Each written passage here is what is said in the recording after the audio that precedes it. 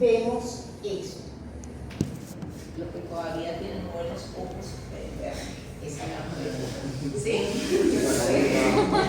Cuando nosotros vemos un arco iris bien formado, con toda su gama, entonces nosotros podemos ver toda esa gama de colores. ¿Sí? Hay mucha gente que puede ver más tonos de azules. Hay otra gente que puede ver más tonos de rojo. ¿Sí? Por eso es que, por lo menos nosotros siempre terminamos diciendo, niño, pero es que ellos no saben escribir en color.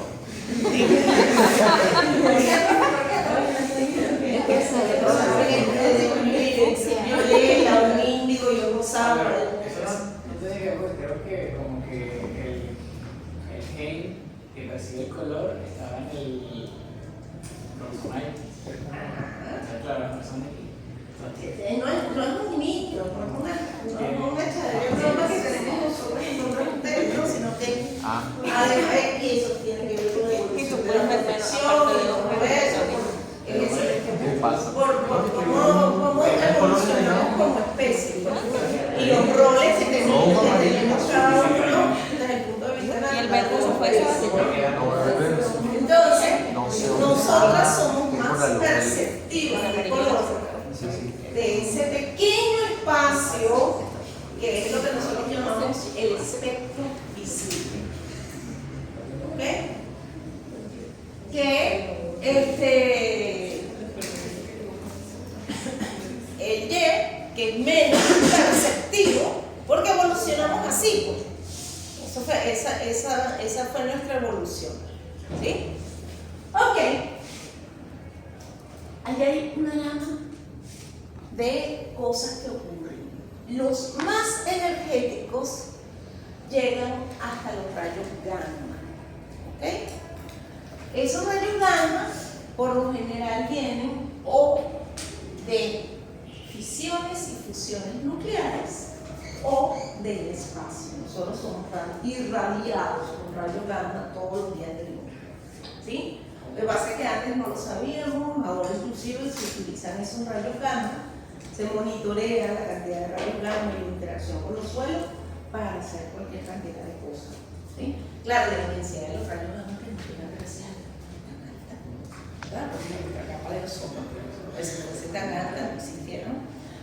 Pero, ¿por qué? Porque esos son los más energéticos y son los que te dañan más contundentemente y en un periodo de tiempo muy corto.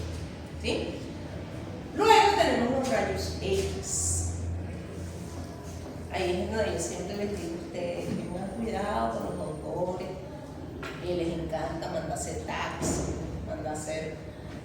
¿Por qué? Porque cada tag que a uno le mandan a hacer equivale a 50, a la radiación de 50 rayos. Entonces, uno entiende que cuando un profesional encuentra una técnica que te describe más fácilmente y que te permite ver más fácilmente algo, tratas de estar siempre con esa técnica, ¿verdad? Oye, pero esa técnica puede dañar a que estás tratando de salvar. Sí. Entonces, si no es necesario, no se hagan tags por no dejar. Es decir, los electrosonogramas funcionan muy bien para muchas cosas, no necesitan llegar a ese nivel de exactitud para saber, para hacer un diagnóstico. Pero bueno, a muchos doctores les encanta un tag. Rayos X. Y bueno, nosotros lamentablemente también hemos perdido la libertad de decir, no vamos a meter a un rayo X cuando pasen por un banco, cuando pasen por un aeropuerto. Ahora los rayos X son como peores que antes, porque antes te pasaban. Ahora no, ahora te tienes que poner 100 cruz para que te internacional de esa casita. Es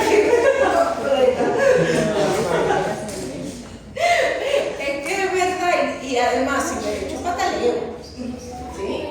Pero cada vez que uno lo radia, te están si por mala suerte, genéticamente o por cualquier otra causa, uno tiene por ahí unas células locas, con esas irradiaciones, tú puedes activar esa célula.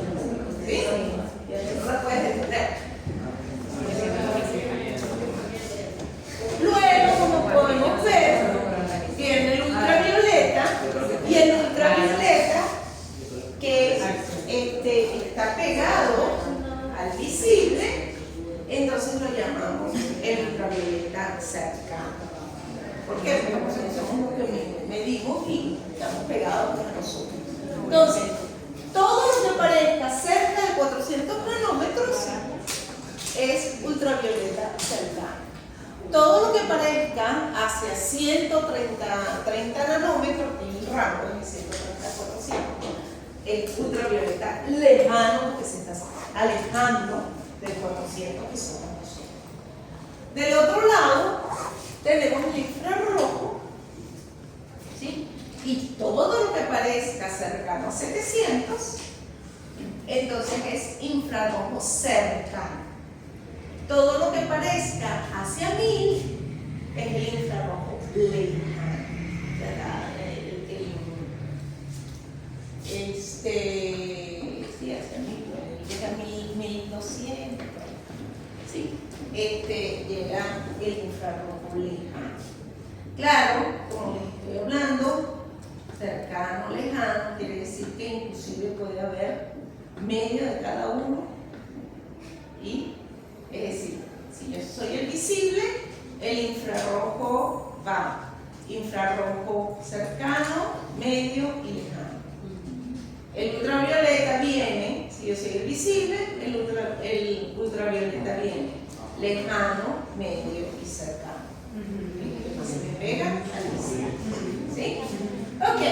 Y después de eso tenemos las microondas, la radiación que por lo general las tenemos en hornos, radiaciones satelitales, llegan hasta 10 a la 7, 10 a la 8, serían ahí la longitud de onda en nanómetros, ¿sí?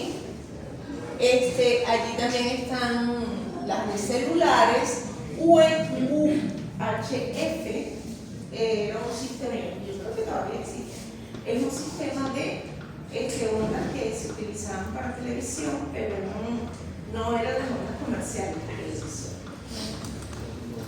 FM, que se llama, ¿saben qué significa F?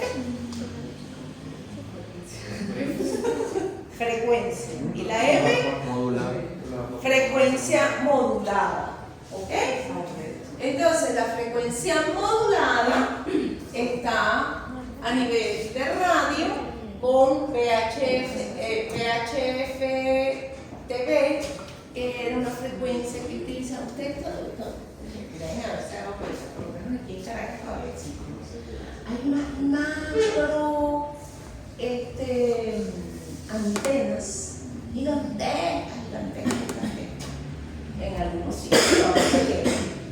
Esas antenas eran antenas satelitales que además nosotros queremos tan ricos que la gente puede tener una radiación en su casa, ¿no? Ellas recibían ondas VHF, así como las conexiones de GPS, que son satelitales, ¿sí? Bueno, en aquella época, las antenas satelitales eran en ondas de VHF, ¿sí? Y tú podías conectarte y ver toda la programación que estamos poniendo a través de esos parapetos inmensos que existían. Yo no me acuerdo de cuál fue el periodista que se montó a arreglar una vaina de eso hace muchos.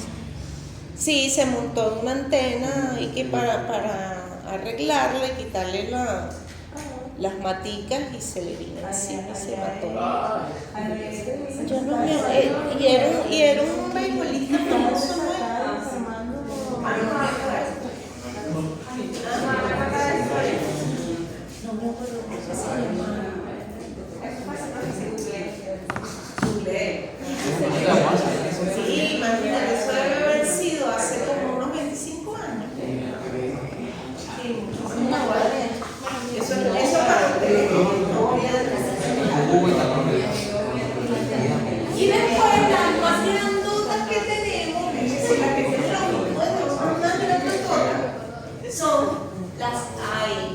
que son la amplitud modular. Entonces las FM modulas, es decir, controlas la frecuencia, mientras que la AM controla la FM.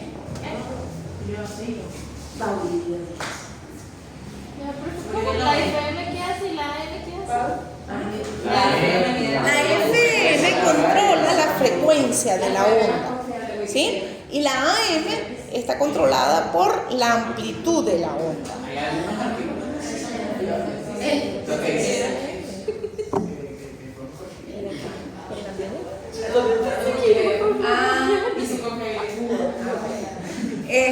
Sí, uno tiene que ir a la uno tiene que chequear, ahorita uno tiene que chequear tanto, porque es que todo es mentira. O todo es una pseudo verdad. Entonces te dan parte de la verdad mezclado con tantas mentiras que tú no sabes cuál es la realidad. Santo Dios, a ustedes les va a tocar un libro de realidad. Porque además, yo lo veo, yo por lo menos lo he sentido. Nosotros fuimos tan obsesionados a que todo lo miramos a la diferencia de cada uno. Ya cuando están, ya la generación de ustedes no tiene esa costumbre. La nieta que tiene 12 años, no, es lo que le digo en internet, ¿verdad?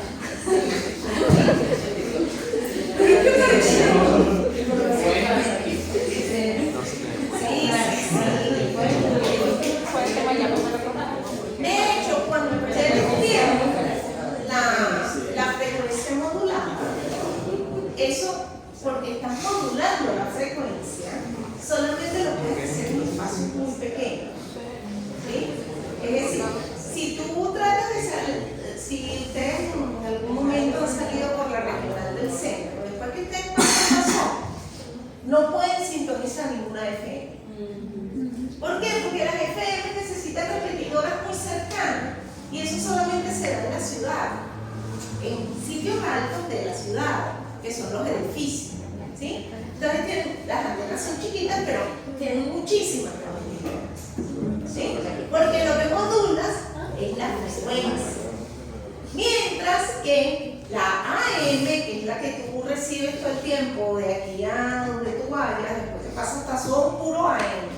La AM las vas a recibir porque son amplias. Entonces, mientras ellas no encuentren nada que las interrumpa, tú vas a tener buena recepción de AM. Entonces, ponen una antena, qué sé yo, arriba en el Jarillo y la próxima la ponen abajo en Maracaibo. Toda esa zona es cubierta por esa AM, ¿sí? Entonces, las AM son emisoras que te funcionan muy bien fuera de la ciudad, mientras que las FM son emisoras que te funcionan muy bien dentro de las ciudades, ¿sí? Porque unas modulan la frecuencia y las otras modulan la amplitud. Imagínense ustedes, la FM estamos hablando de un metro. La longitud de onda es en nanómetros, 10 a la 9 nanómetros es un metro. Pero ya cuando te vas a la AM, estamos hablando de 100 metros, 1 metro, estamos hablando ya para este lado, ¿ves? La longitud de onda, es decir, que para que pase entre una onda y otra, entre 100 y 1 kilómetro, entre 100 metros y 1 kilómetro, ¿sí? Es decir, que necesita un espacio gigantesco. Y me paro aquí haciendo, ¿por qué? Porque yo pienso siempre que esta parte del espectro, si nosotros relacionamos esto con nuestra cotidianidad, es mucho más fácil después ver lo demás. Entonces, por ejemplo, me dicen, un fotón, ¿ustedes se recuerdan lo que es un fotón?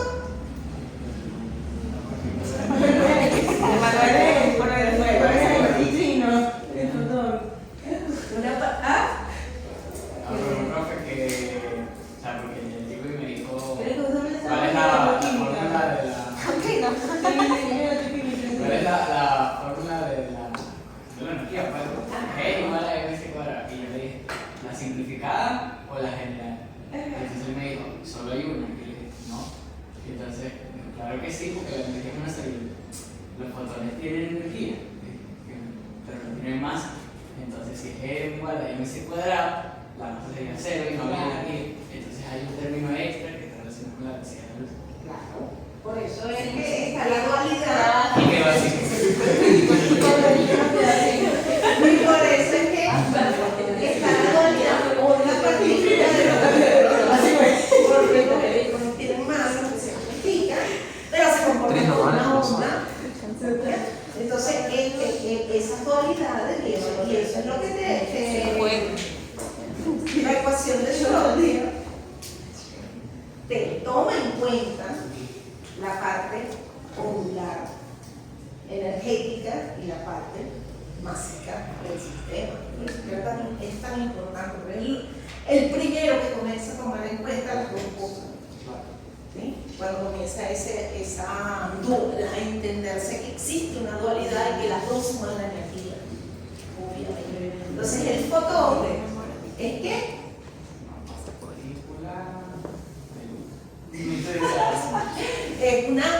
es parte de la dualidad de la onda partícula. ¿Sí? Entonces cuando me dicen un fotón tiene una frecuencia de 6 por 10 a la 4 Hz, me están diciendo la radiación de ese sistema en particular tiene esa frecuencia. Convierte esta frecuencia a longitud de onda en nanómetros y diga si esta frecuencia cae dentro de la región visible o no. Es simple y llanamente un ejercicio muy basiquito para saber en dónde me ubico en el espectro. ¿Sí? Porque entonces, dependiendo de dónde yo me ubique en el espectro, entonces yo voy a tener el tipo de espectroscopía de ese tipo de longitud de onda. Si yo hago espectroscopía gamma, es espectroscopía de alta energía. Y hay espectroscopía. Eso es lo que lanzan al piso, ¿no? Para ver si. Exacto. Para devolver el suelo. Exacto, para poder medir. Porque como son de alta energía, pues digan mucho. Es mucho más penetrante. Eso es una técnica hoy en día que no tiene ni 10 años de desarrollo, 10, 15 años de desarrollo con su aplicación, no de investigación. La investigación está siendo investigada desde los años 40, 50 diría, pero desde el punto de vista de su aplicación hoy en día, entonces la espectroscopía gamma con los rayos cósmicos, porque parte en el suelo, los que generan esa espectroscopía gamma son los rayos cósmicos, ¿sí?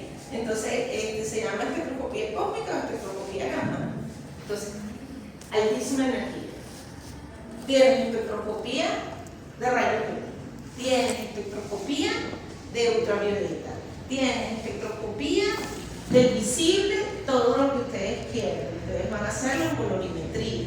De hecho, ustedes por suerte tienen colorimetría, van a utilizar la espectroscopía como colorimetría, en invisible, y la van a utilizar en el lumínico, ¿sí? Pero además hay otra que por analogía la van a utilizar como turbidimetría, que no es un tipo de espectroscopía, porque el fenómeno es otro, pero la van a utilizar con un equipo espectroscópico, porque hay una analogía entre lo que es la reflexión y la que es la absorción.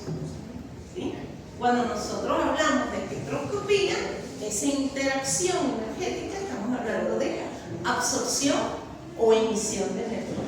Mientras que cuando estamos hablando de fenómenos físicos, entonces está todo lo que nosotros conocemos en física, que es la reflexión, la refracción, todos esos son fenómenos físicos, que no implican necesariamente, si son elásticos, no hay ninguna transferencia energética. Sí, un espejo refleja, no se pierde la energía dentro del espejo, ¿no? A menos que seas Alicia en el país de las maravillas. El resto no hay nada allá atrás, ¿no? Okay. Entonces, bueno, simple y llanamente para que vean lo fácil que podemos hacer una una determinación de dónde me ubico yo en una longitud de onda para saber de qué espectroscopía estoy hablando. ¿Sí? A eso se refiere este sencillo ejemplo. ¿Por qué? Porque cuando yo tengo la frecuencia de una radiación, yo me puedo ubicar en el espectro. Puedo saber en qué parte del espectro estoy y puedo saber qué tipo de espectroscopía podría hacer con